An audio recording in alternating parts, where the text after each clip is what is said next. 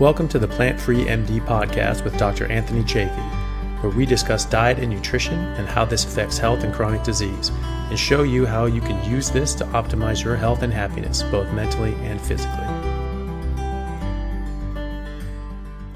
Hello, everyone, and welcome to the next episode of the Plant-Free MD podcast. I am your host, Dr. Anthony Chaffee, and today I have a very special guest, Miss Valerie Smith, who is joining us to tell us about her story coming to the carnivore diet and her health journey. Valerie, thank you so much for coming on. It's an absolute pleasure to talk to you. I'm so honored to be here. This is a dream come true for me. You're such a large part of my life, and we've never met, so it's an absolute honor to be able to be here and talk to you. Oh, well, the pleasure is all mine. Thank you for coming on. So, Valerie, for those who haven't come across you before, can you tell us a little bit about you? I sure can. My name is Valerie Smith, and I am 54. I am now healed, well, and strong. A metabolic health coach that comes alongside those that are seeking vibrancy and seeking health. But I haven't always been this way. I have only been this way for 7 years. Prior to that, I was very, very ill, and I spent 48 long years of my life in extreme illness. And so, what sort of illnesses were you going through at the time? All the way back to being a toddler. I don't have any memories of ever being well. And so as a toddler, I was plagued by anxiety and depression and diagnosed with those. By the time I was an early adolescent, I had been diagnosed with schizophrenia and anorexia. And then coping with all of that as a young teen, I was then diagnosed with OCD, and that turned very violent as self-harm. And I was engaging in activities of cutting my arms and legs, and trichotillomania, which is hair pulling. I was pulling my scalp hair and eyebrows and eyelashes. So plagued by panic attacks, clinical depression, OCD, schizophrenia, and anorexia. They're very devastating 6 mental illnesses that started very, very early in life. I don't have any memories of ever being sane or ever being well. Yeah, wow.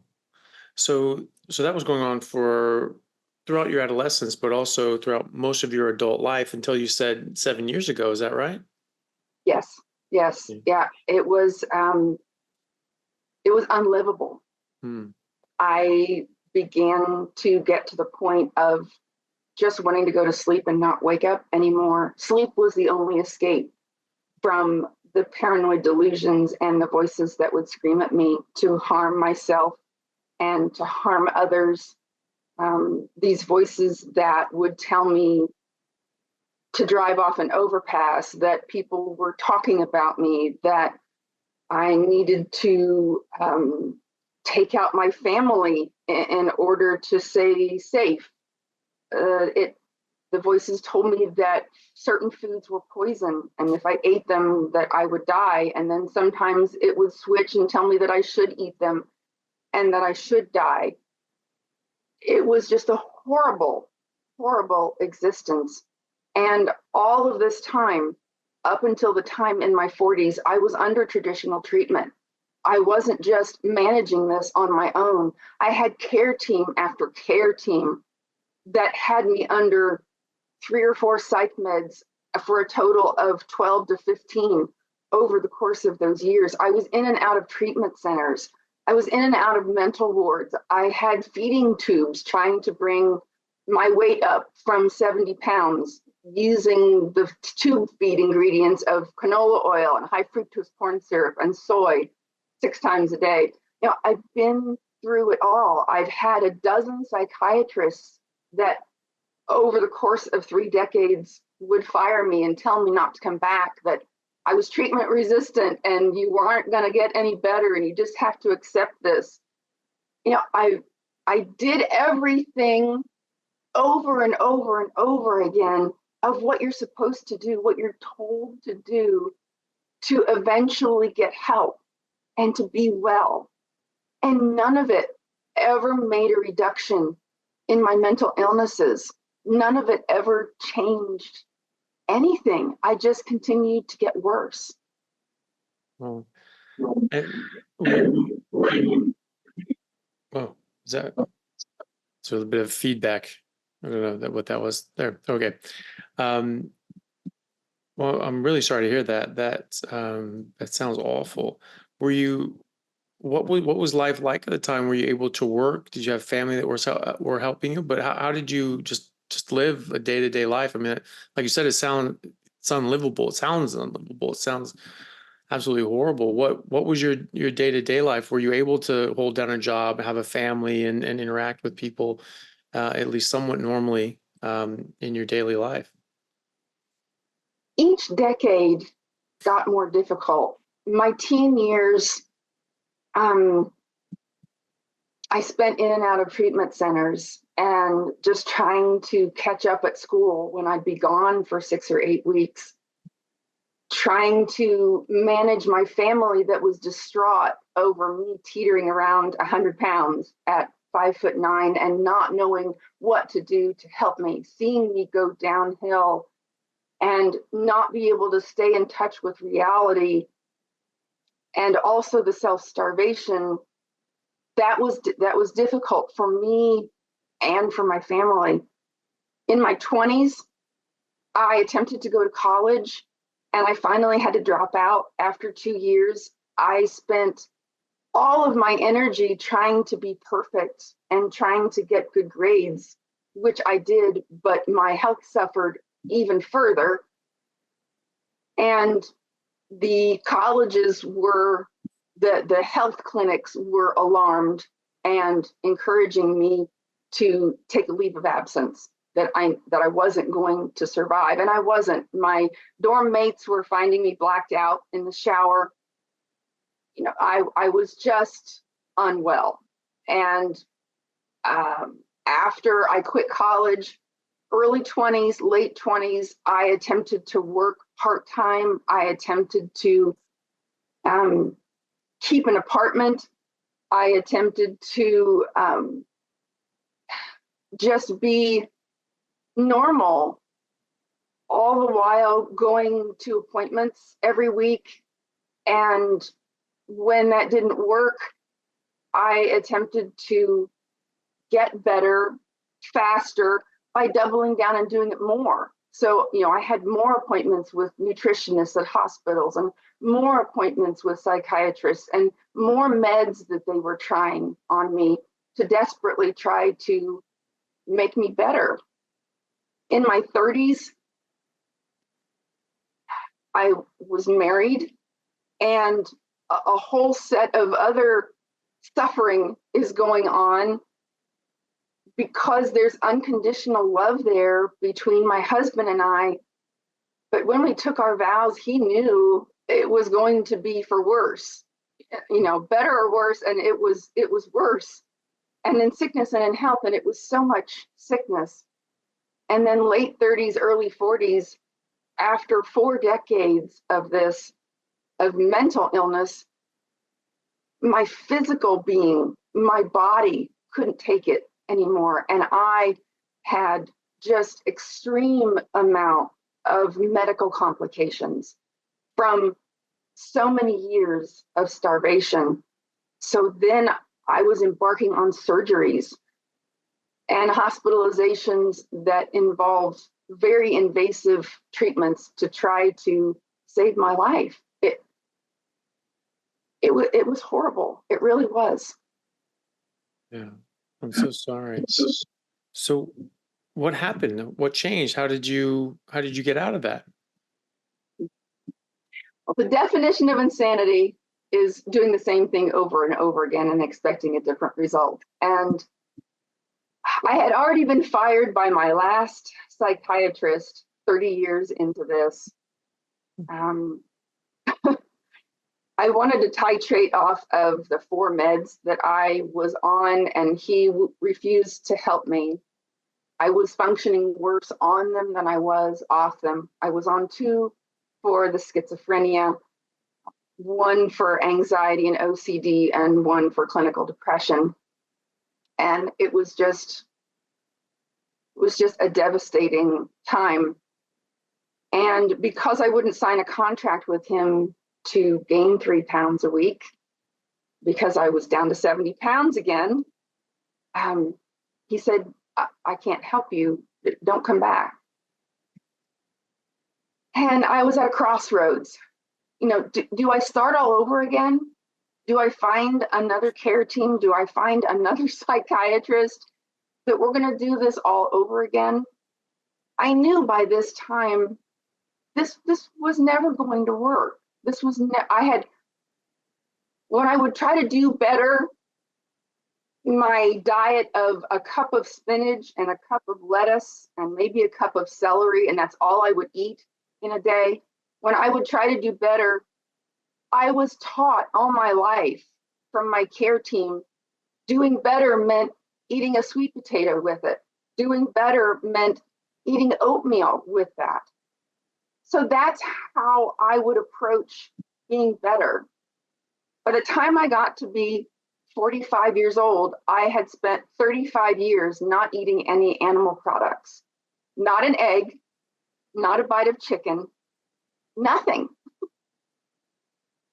And by Sovereigns, I found these 2 books at the library by the author Julia Ross called The Mood Cure and The Diet Cure. And for the first time in my life, I read about what the brain needs in order to function optimally. That the 100 plus neurotransmitters in our brain require complete amino acids in order for your brain to metabolically function, for your mitochondria to function. I'd never heard this before. I knew about nutrition, but I didn't know that the different foods that you pick, some are superior to others. I was always taught that all I needed to do was eat beans and rice and wheat bread and peanut butter if I felt like I needed protein. Other than that, eat your grains, eat your pasta, eat your pies and your cakes and your cookies to prove to us that you're not anorexic anymore. Once your weight gets up high enough, you'll be well. You won't be this way anymore. And I had done this decade after decade. Gain a little weight, relapse, gain a little weight, relapse. No matter what I weighed, regaining the weight on carbs only never made an impact in how I felt mentally, never made an impact in the drive to starve and in the anorexia. So these 2 books were groundbreaking to me. And I began to wonder if there was more people out there talking about it. And so I searched on YouTube for TED Talks, and I searched online for supportive evidence. And that's when I found Dr. Georgia Ede and Dr. Chris Palmer. And what they wrote and what they talked about was the light at the end of my tunnel. They were my lifeline to understanding what I needed to do in order to possibly be better, even 10% better, even 15% better. And never in my wildest dreams did I ever think that I would ever be completely 100% well. I just wanted to be able to get through the day, get through the hour. So finding them was groundbreaking to me. It was, of course, before both of their books came out. This was, 7 years ago. But what's in their books is what I found. And that research, that evidence gave me the courage to try one more time, because I was not going to survive another year like this. I was 70 pounds. I had gone through some very, very extensive surgeries in order to save my life. And I was faced with more that was going to happen in the future. I also found Dr. Sean Baker and Dr. Ken Berry, and I found you. And I spent months trying to figure out, okay, this is what I want to do and this is what I need to do, but how? How do I do this when that's all I'm eating is a cup of spinach and that's all I can allow myself to eat? The thought of eating anything else drives a panic attack and would just put me in a pool of tears on the floor.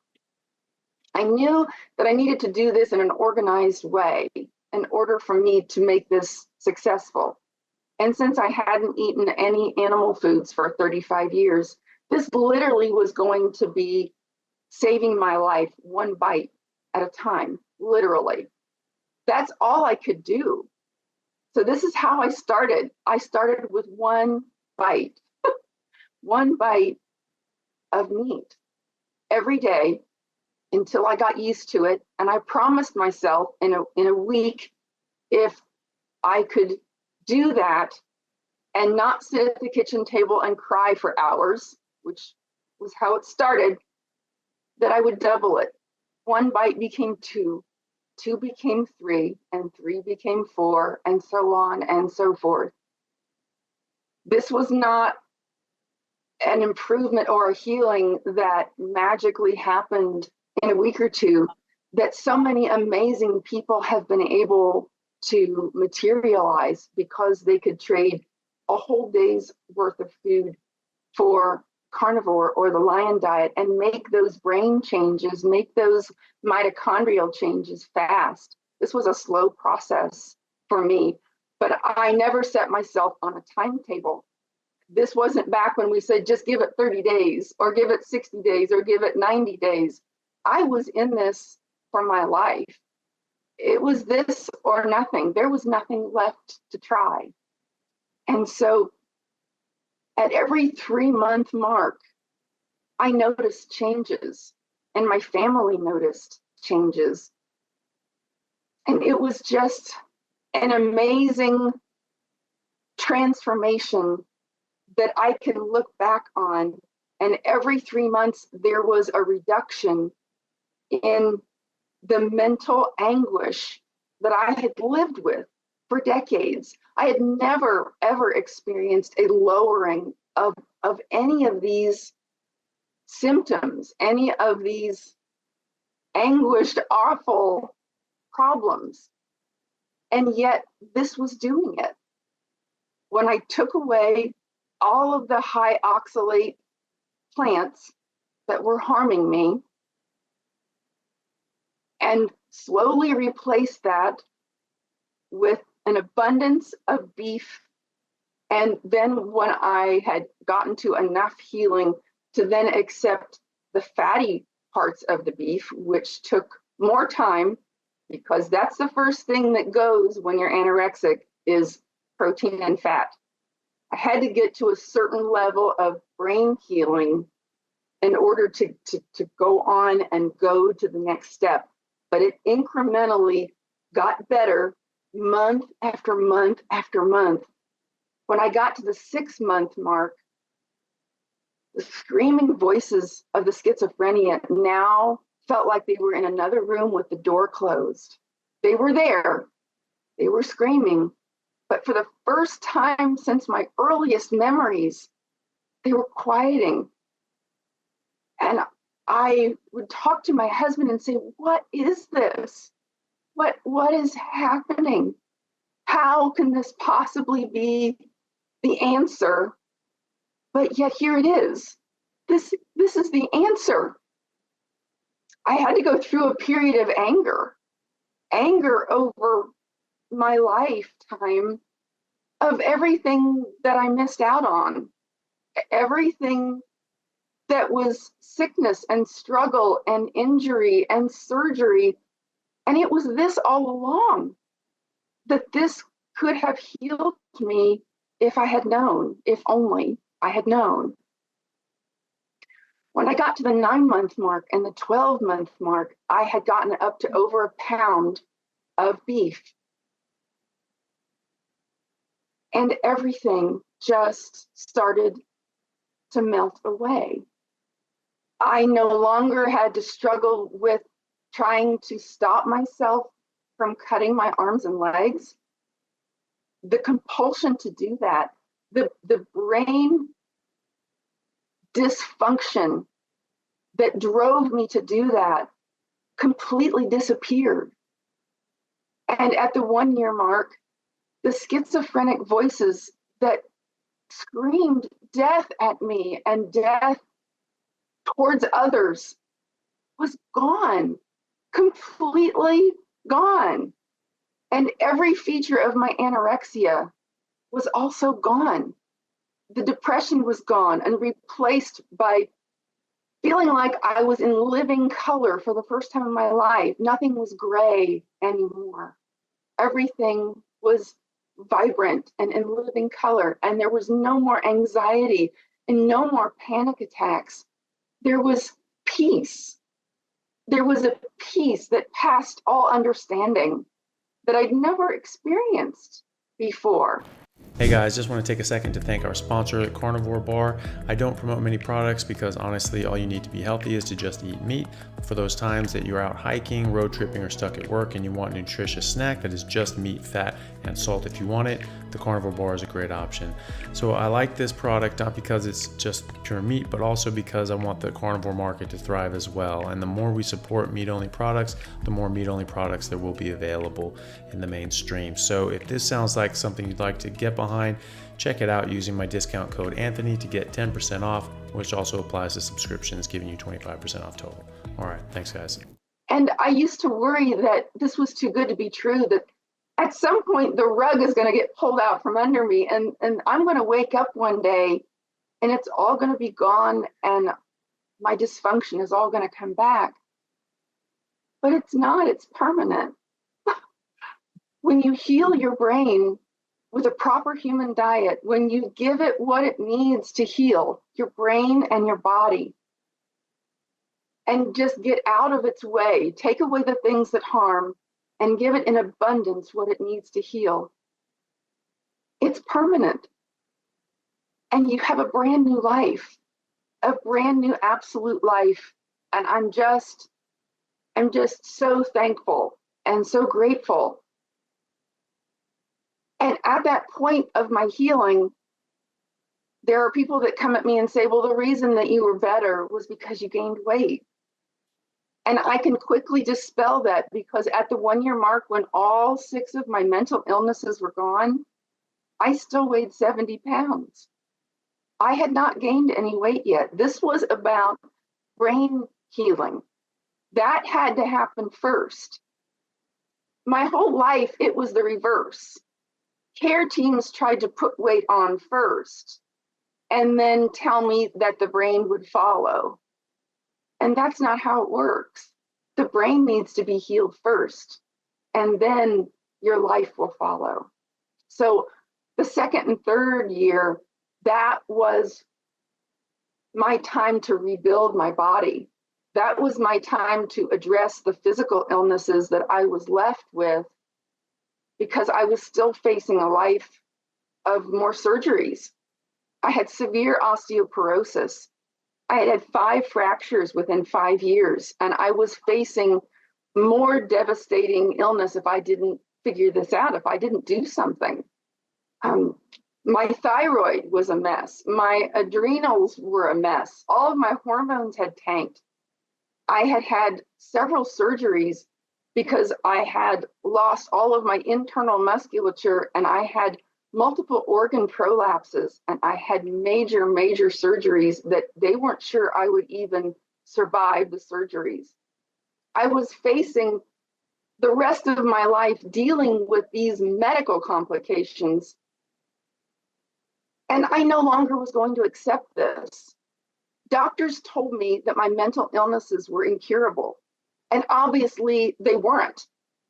So why am I going to believe them when they tell me that osteoporosis is not reversible, that you're always going to have thyroid issues, that you're always going to have interstitial cystitis and vulvodynia and pelvic pain. There's nothing that we can do. These are incurable. I was going to question everything and research everything, just like I did with my mental illnesses, and I was not going to accept this. I was going to figure out a way to reverse this and heal this by still using the lion diet, still using the carnivore diet, but understanding what else my body needed to reverse all of these conditions. And I set out on a path, and I did those also. I'm no longer plagued with osteoporosis. My thyroid and all of my hormones are fine. I've not had a single fracture in 7 years. I have no more issues with prolapsed organs. I have nothing going on medically at all. Everything has healed. And it's just now an amazing life. And I'm just so thankful. Oh, well, that's amazing. Well, that's amazing. And thank you so much for sharing that. Is a question I've had before, or always sort of thought about, but I do see people that go through anorexia, and for some reason a lot of them go in a vegetarian, plant-based, or vegan sort of approach. Was there a particular reason you were avoiding meat? Was it because it was particularly fattening, or was there a specific reason why you were avoiding meat yourself? It wasn't for ideology. I told others as a teen and in my 20s that I was vegetarian or vegan just to avoid questions. That was a way for me to explain how I was eating and to try to cover up that I was self-starving. When I was an early teen, in the 70s, it was very easy during that time to go off of meat and fat. I was surrounded by propaganda and TV shows and commercials that everything went fat-free. Everything went non-animal based. And everything that I was learning, even in school, when we would have health class or nutrition class, it was all bent towards being plant-based. That the best things you could eat were oatmeal and Cheerios and pasta and noodles and rice.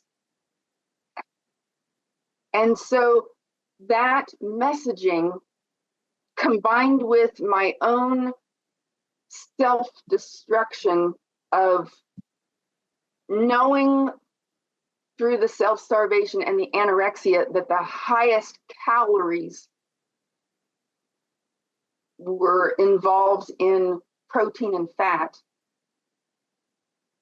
it was a firestorm that combined, and that's what I pushed out first. And I'm not unique in that. The experiences that I've had inpatient, surrounded by other young men and women for decades, in them also, that was the first thing that they eliminated, to take it down to fruits and vegetables and maybe sometimes something like a potato or a grain, but it was always focused on high volume, low calorie, and that was always going to be spinach and lettuce and celery, green beans, things of that nature. And it causes so much malnutrition. It's just devastating to your body and the brain. Yeah, yeah, absolutely. And I've always sort of wondered that if that's, when you're saying, okay, especially, some people in adolescence, they want to fit in, they want to be slim, they want to be in shape, they want to be attractive when they're going to school and things like that. And if we're told fat makes you fat, meat makes you fat. And they're like, whoa, I'm not going to eat that. And Right. I've seen that before anyway. And so that's interesting to me that that's what you went through too, that, oh, okay, well, that's going to have fat on it. Want to avoid that. And then you just eat this very, very poor nutrient, um, sort of, I guess you could call it food. I don't grass clippings, Right. lawn waste, and eat that instead because it doesn't have nutrition, because it doesn't have calories, because it's not food. Right. And but it's, well, you're eating something, and so I guess that counts. But um, yeah, that's very, very scary, that thought, and that vilification of meat and just normal nutrition, scaring people away into something that is so harmful, like an eating disorder as dangerous as anorexia. Like you said, when we were talking before we came on, anorexia has the highest mortality rate of any mental health disorder. Like it is extremely devastating, very difficult to recover from, and many people don't. And that's probably because they're never brought into a proper way of eating. If you talk Right. to, I'm sure you experienced this, but the the counselors that I've spoken to now, it's all about, any food is good, all food is fine, just eat as much as you want. So you're giving them you're treating one eating disorder for another, and you're playing into this problem they have. They don't want to gain fat, they don't want to be overweight, and you're telling them just eat anything, eat cupcakes and cookies and this is and that, and then they're putting on fat, and they're like, don't like that, don't want that, and they don't feel good either. And so just going to go right back into doing what they were doing before, which is not eating any of that so that they can at least be skinny and not feel good, instead of putting on fat and not feeling good and not helping their mental health anyway. Yes. Yeah, like you said, it's the highest mortality rate. 1 in 5. It's 20%. 1 in 5 Wow. die. And those that survive, like me, up until my healing, we just survive. We just every day wake up and obsess over food, obsess over what we look like, obsess over whether we have enough bones sticking out, obsess over every part of our life because our brain is not functioning properly at all. There's no way to stop the OCD. There's no way to stop and halt the intrusive thoughts that we're feeling because your brain is is stuck. Your brain is literally stuck in a starvation, malnutrition mode. You should have seen the trays full of food that were brought inpatient and what we're supposed to eat to prove that we're better enough to go home. It was prepackaged in plastic, huge muffins and pancakes and cakes and pies and cookies.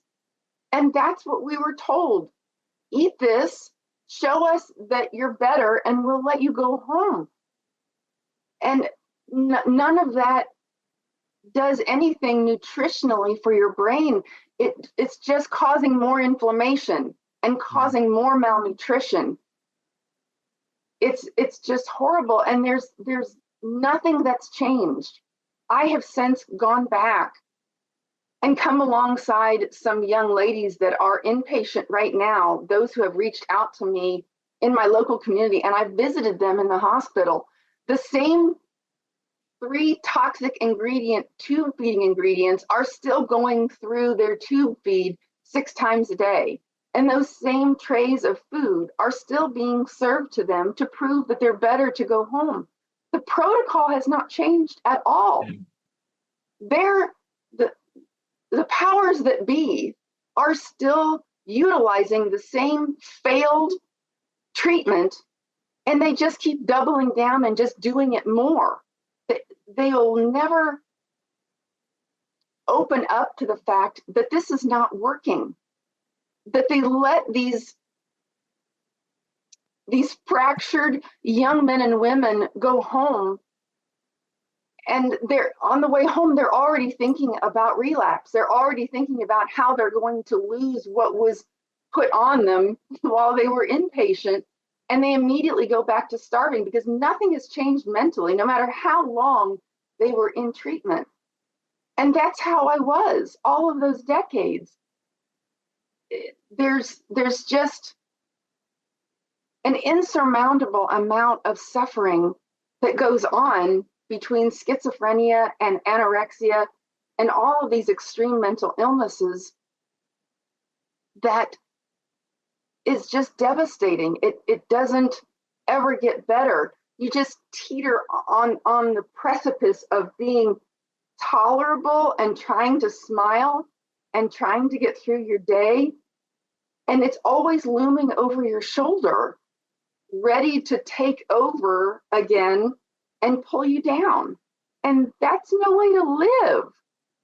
That's no way for a doctor to look at a patient and say, this is all we can offer you, that you can be quote unquote better, but you'll always be disordered, and that you'll always have to deal with this for the rest of your life in some degree or another, sometimes severe, sometimes less severe. That's a terrible diagnosis to give someone, and it's not right. Yeah, it isn't. And I really like, the way that you're coming at this, which is, treating mental, the anorexia and eating disorders in the same way that you would treat a mental health issue. You have to address the mental health part of it. And it's not good enough to just tell someone, hey, you're not hearing voices, those aren't real, and tell me you're not hearing them. Just tell me you're not hearing them, and then I'll let you go. Okay, I'm Right, not hearing them. And then you let go. And like, right, okay, well, that wasn't working.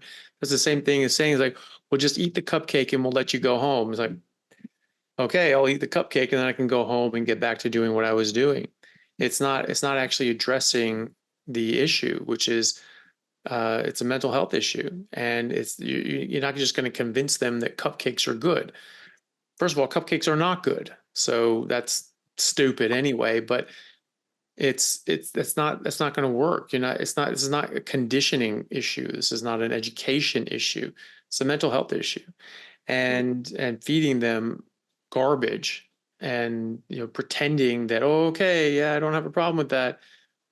How is that going to help? I mean, the recidivism rate is nearly 100%. That as soon as you get out of there, you go back to doing what you were doing. It's very, very difficult. So addressing it like that, and addressing the mental health part first, like you said, oh, let's put on weight and then your mental health will come along with it. Well, clearly not.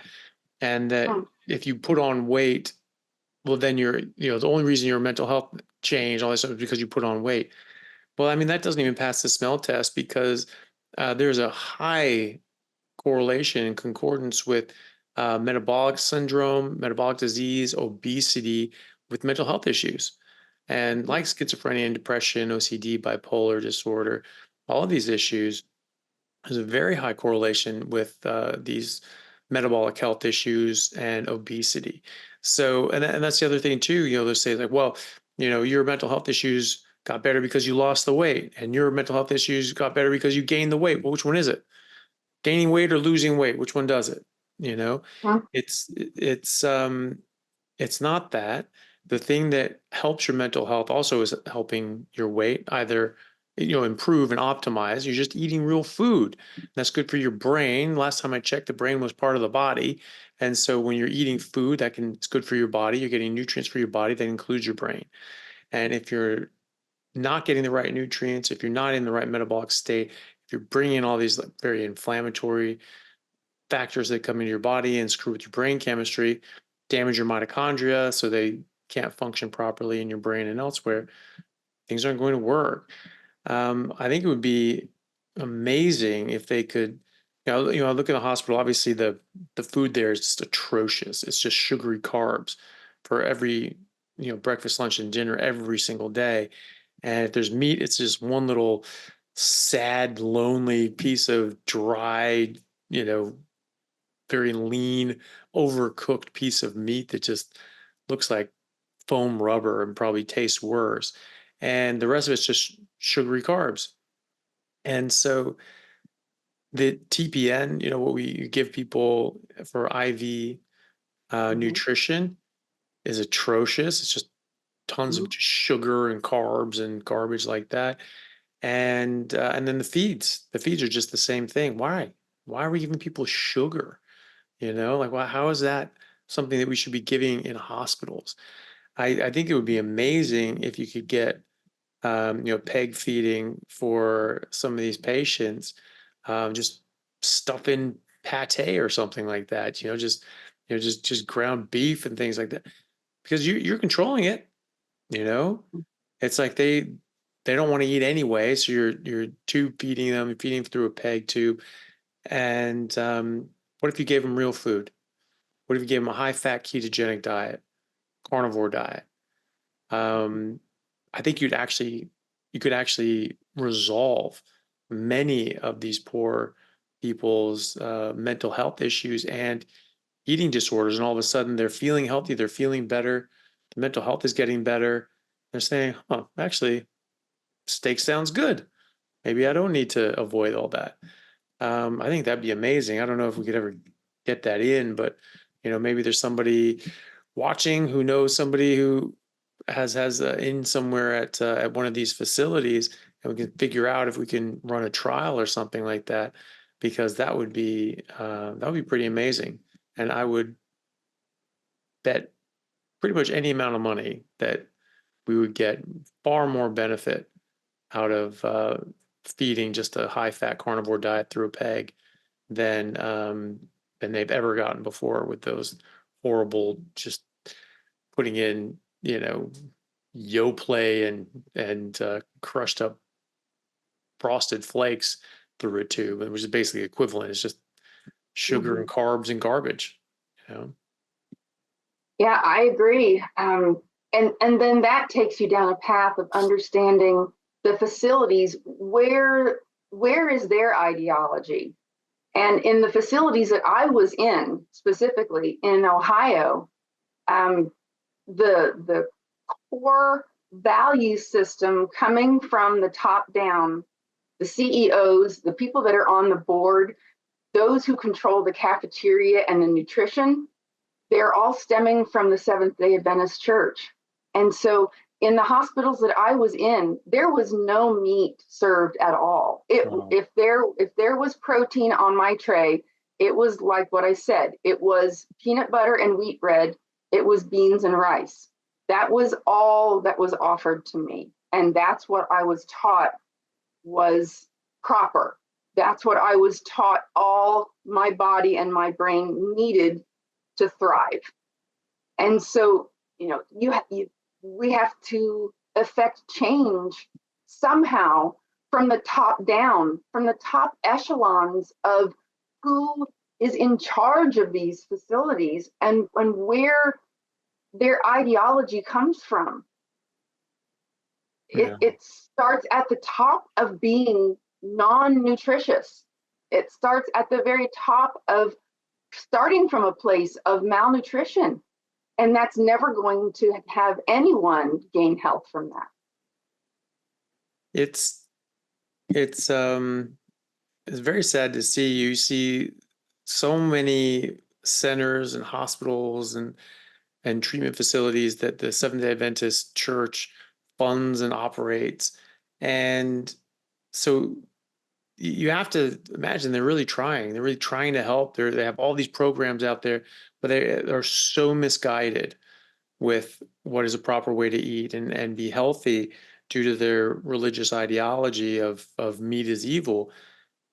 I just it's just incalculable how many people they're hurting as a result of this, because of their policies, because of the people they've influenced, the policymakers that they've influenced, being on boards and WHO and other governing bodies that come up with these different guidelines and recommendations for health, and then running the different programs for anorexics, and then telling them they need to be plant-based and vegan. Oh yeah, no, you were right about that one. Meat is bad. Meat's super bad. All meat, all food is good except meat. Yeah, don't eat meat. You want to? Ooh, it'll make you fat. Watch out! It'll give you fat and give you heart disease. It's you have to wonder, because I think most of the people involved really, really care, and they're trying to help people, and they're trying to help, people in these situations. But they're just so stuck in their ideology that they can't see the amount of harm that they're causing. And if you look at the success rate of their treatment programs, it's next to zero, and especially for eating disorders. And so why would you not try something else? Why would you keep doing the same thing? Like you said, the definition of insanity is doing the same thing over and over again and expecting a different result. So why are they insane enough to think that doing those same things and pushing those same plant-based ideology is going to work now when it's never worked in the past? And the road to hell is paved with good intentions. It's not good enough. It's not good enough to have the right intentions. You have to do the right things. And when you look at your actions and you look at the consequences of your actions, and they are bad, you have to stop. You have to change. And it doesn't matter if it conflicts with your ideology. You need to change your ideology because your ideology is bad. And so I'm very sorry that that happened, but it's actually makes a lot more sense now, seeing that a lot of these centers are driven by the Seventh-day Adventist Church, and they're pushing this eating disorder of their own, which is veganism. And I keep seeing that more and more people that are anorexic, they go plant-based because, oh, meat's bad for me. Oh, I got to stay away from meat. And it drives them into these eating disorders. And I know people that avoided meat, A, because, they thought it was fattening, and B, I knew someone with bulimia, and they went to like vegan salad soup bars and things like that because it was easier to throw up and it was easier on their throat. That they would have bread soaked in soup, and they'd be able to eat that. And they say like, "Oh yeah, look, I'm eating." They go to the bathroom, and they were able to bring it back up very easily, and it didn't hurt as much as other foods that were more solid. And they're playing right into that. And in fact, they're promoting it and saying, "No, you should be vegan and plant-based." And no, no, no, no, no, meat's bad. I it's I mean, it's obviously wrong, um, and it's very misguided. And I really hope that they figure that out and just look at what's in front of them and realize that what they're doing is not helping. It's making things worse. Hey everyone, really happy to announce a new sponsor for the show and for everybody down in Australia, Stockman Steaks, who are delivering high quality grass-fed and finished pasture-raised beef and other meats, flash frozen and vacuum sealed to your door, something that I've been enjoying a lot of myself recently as well. They also have a great range of specialty items such as high-fat keto mince and carnivore beef and organs mince with liver, kidneys, and beef heart as well. So use code Chaffee today for a free order of beef mince or another specialty gift along with your order at stockmansteaks.com.au, and I'll see you over there. Thanks, guys. Yeah, because at the same time, I mean, look at the amount of illnesses that have skyrocketed within the same framework of the plant-based diet, people hopping onto that. I mean, when I was young, I didn't know anyone who had Crohn's disease. I now have 6 people in my extended family that have been diagnosed with Crohn's disease, and they've had surgeries. They're on all kinds of immune suppressing drugs to keep the inflammation down. They're being told to eat more fiber and eat more plant-based and don't eat red meat and don't eat fat because it's difficult to digest. And look at all the other illnesses that are on the rise. Multiple sclerosis, all kinds of arthritis issues. And look at the rate of autism. There are so many skyrocketing cancers and autoimmune disorders, Hashimoto's and Graves' disease. And pushing a plant-based diet is not only causing malnutrition, the amount of anti-nutrients and the amount of toxins that you're overloading your body with, it's actually causing harm. It's causing illness. We're over consuming. Never in our lifetime could we go to the grocery store and buy 10 pounds of spinach and eat it every day. This used to be eaten seasonally when you had your own garden and you ate it once or twice in a season, and then the rest of the year your body could chelate out those oxalates. And that's how people ate. It was mostly meat and fat, and with some home garden vegetables here or there. Same thing with almonds. When I was a child, almonds used to be something that we'd get a handful of at Christmas in our stocking. It wasn't something that you consumed every day in almond flour, almond milk, 3 pounds of almonds that you go buy at Costco and eat them by the handfuls every single day.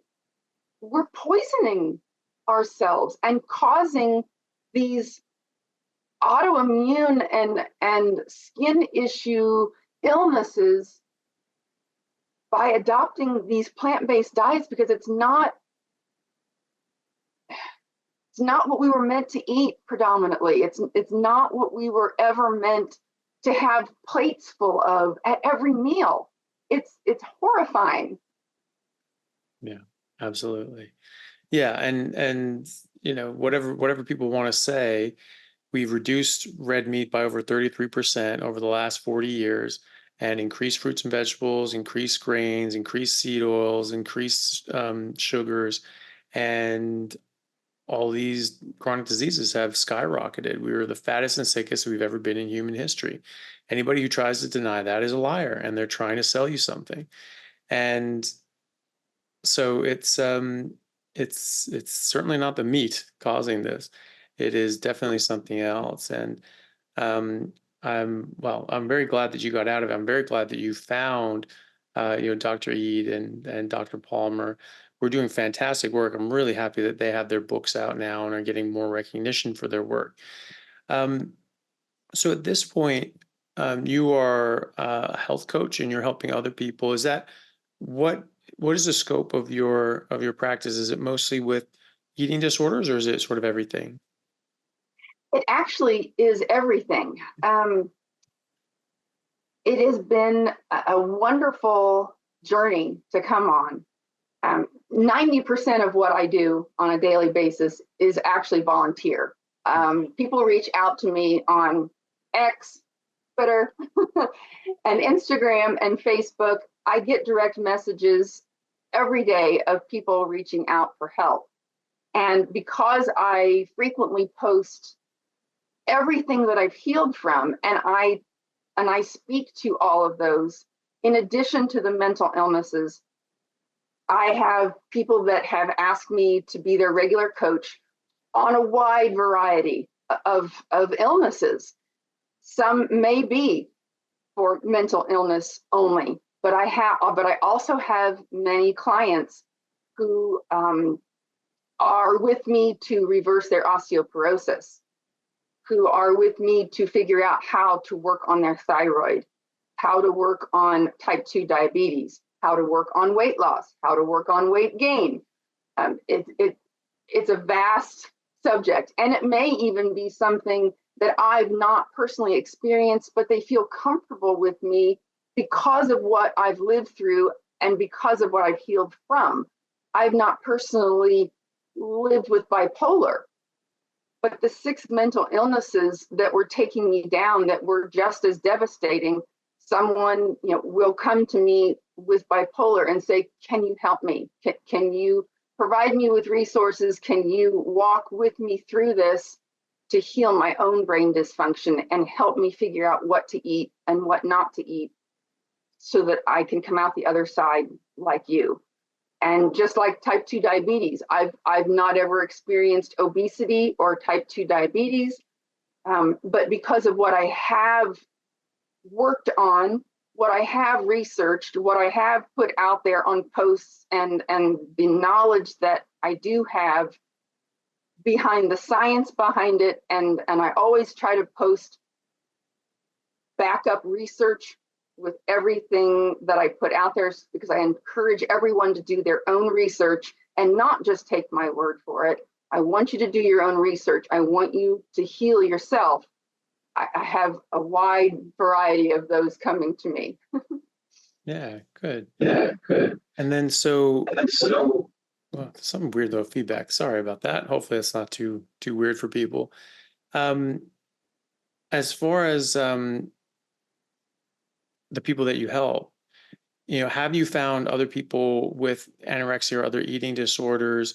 Have they come to you, and have you found other people healing with this approach to eating? Yes, yes. Right. Not only in my coaching, but just through speaking out every day on social media, and the interviews that I've done, people have reached out to me and have confirmed, yes, that's how I healed also.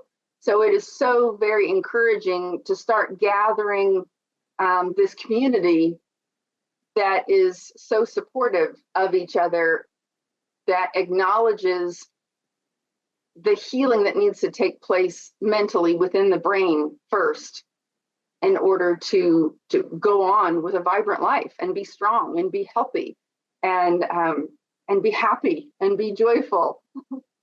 Yeah. Well, that's great. Well, thank you so much for that, Valerie. That was absolutely amazing. It's a really touching story, and I'm so glad to hear that you're doing so much better. And now, returning the favor and helping other people as well, which I think is just wonderful. How do people follow you, get in touch with you, and either help get you as a health coach, or follow you and see more of your work?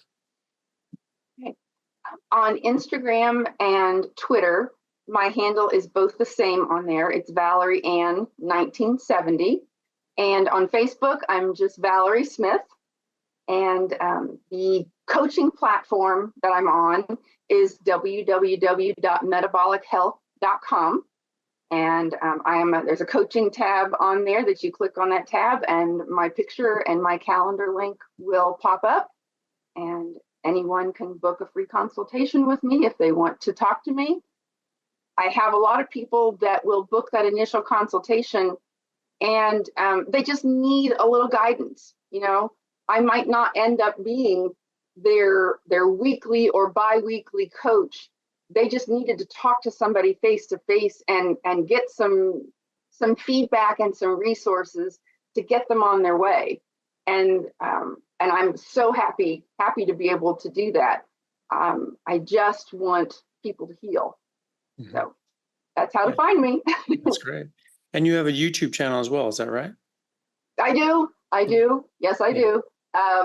It's small. It's small and growing.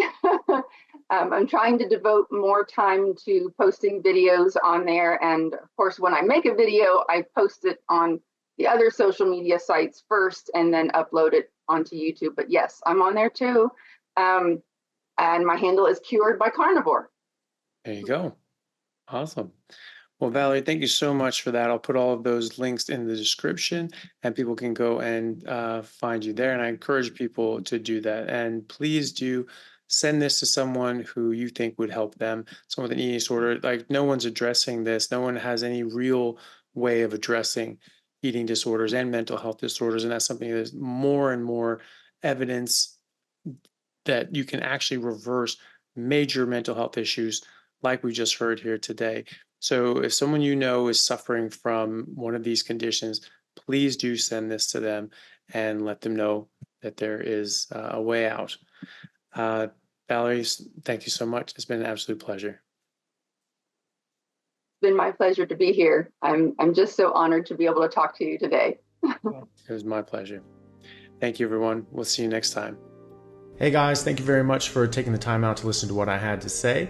If you like it, then please like and subscribe to my YouTube channel and podcast. And if you're on YouTube, then please hit that little bell and subscribe, and that'll let you know anytime I have a new video out, which should be every week, if not more. And if you could share this with your friends, that would help me get the word out and let me know that you like what I'm doing. Thanks again, guys.